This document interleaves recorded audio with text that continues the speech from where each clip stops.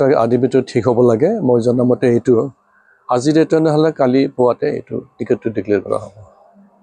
কংগ্ৰেছৰ স্থিতিটো কেনেকৈ হৈ আছে কংগ্ৰেছৰ স্থিতি বিটিচিত ভালেই আৰু এইটো আমাৰ সমষ্টি লৈ পেলাই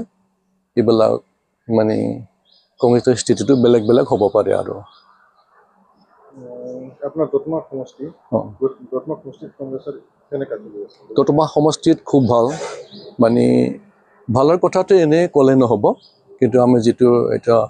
আমাৰ মানুহৰ মাজত এটা পৰিৱৰ্তন দেখা গৈছে আৰু এওঁলোকে বহুত পাৰ্টি দেখিলে ন বহুত পাৰ্টি কাম কৰিব এইখিনিৰ মাজত এতিয়া এওঁলোকে ভাবিবলৈ বাধ্য হ'ল যিবিলাক চলি আছে বিটিচিত যিখিনি ৰাজনীতি পৰিস্থিতি যিবিলাক চলি আছে এওঁলোকে বাধ্য হৈছে আমাৰ এটা পৰিৱৰ্তন লাগিবই নতুন ৰাজনীতিক পৰিৱৰ্তন লাগিব আৰু এইটো আমাৰ কংগ্ৰেছৰ অভিযানে নহ'ব বিপিএফ হওক বা ইপিপিএল হওক এইসকলৰ যিটো কাৰ্যকলাপ বা যিটো কাম কৰিছে এইখিনি যোৱা বছৰত মানুহবলৈ বুজিবলৈ আৰম্ভ কৰিলে আৰু বিশেষকৈ দতমা সমষ্টিত এইটো দেখিবলৈ পাইছোঁ আমি য'ত গৈছোঁ য'ত কেম্পেইন কৰিছোঁ এওঁলোকে যেতিয়া আমি কথাবিলাক বুজাই দিওঁ আৰু এওঁলোকে বুজিবলৈ বাধ্য হ'ল যে নাই আমাক লাগিবই পৰিৱৰ্তন আৰু এই পৰিৱৰ্তন কংগ্ৰেছ পাৰ্টি যদি নাহে এই পৰিৱৰ্তনটো নহ'ব বুলি আমি গম পাইছোঁ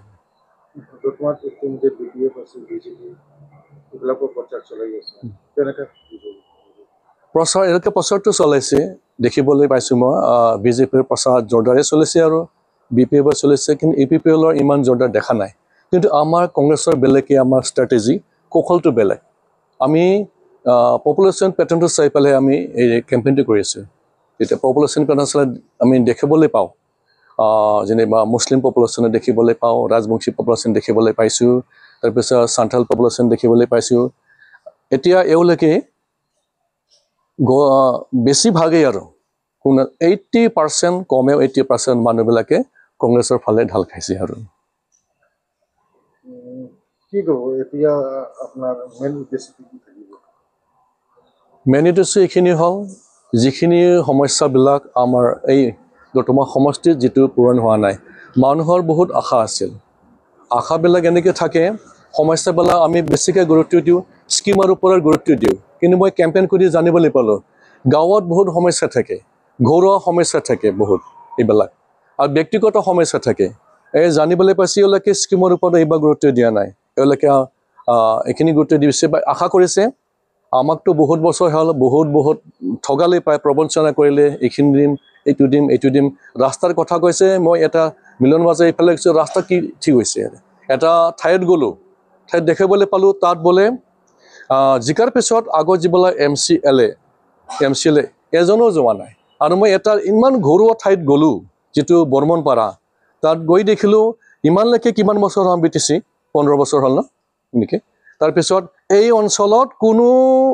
যিবিলাক জিকি গ'ল কেম্পেইনতো যোৱাই নাই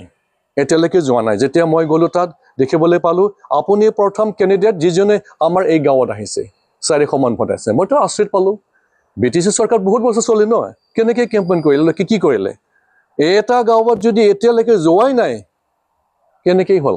তাতো কামেই নহ'ব কেম্পেইনো হোৱা নাই ভালকৈ এতিয়া মই গ'লোঁ আপোনালোকে আহিছে খুব ভাল লাগে আপুনি প্ৰথম কেণ্ডিডেট দি আমাৰ অঞ্চলত অহা আমাৰ এই অঞ্চলত এই গাঁৱত 400 ভোট আছে আপুনি পাই যাব বহুত ধুনীয়াকৈ ক'লে আৰু মেছেজটো এইখিনিয়ে ৰাইজে এতিয়া পৰিৱৰ্তনটো চাব লাগিব আমি যিটো দেখিছোঁ আৰু গোটেইবিলাক কেম্পেইনৰ বড়ো মানুহ হওক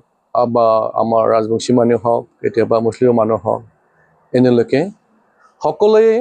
টকাৰ ওপৰত এওঁলোকে থাকিব গৈছে য'ত টকা তাত ভোট কথাটো শুনিবলৈ পাইছে মোৰ মেছেজটো এইখিনি হ'ল ৰাইজে চাব লাগিব বুজিব লাগিব এতিয়া কেনেকৈ ভোট দিব লাগে আমি এনেকৈ ভুৱা প্ৰলোভনত থাকি পেলাই আমি ভোটটো দিব নোৱাৰিম ভোটটো আমাৰ যাতে হৃদয়ৰ পৰা দিয়ে বুজি পেলাই দিয়ে আদৰ্শ বুজি পেলাই দিয়ে আৰু যিটো কাম কৰিছে প্ৰেক্টিকেলি ভাবি চিন্তি পেলাই যাতে ভোটটো দিয়ে যাতে আমাৰ বিটিচিত ভাল চৰকাৰ আহিব পাৰে অসমত ভাল চৰকাৰ আহিব পাৰে এইখিনি মেছেজ মই আমাৰ ৰাইজসকলক দিব বিচাৰোঁ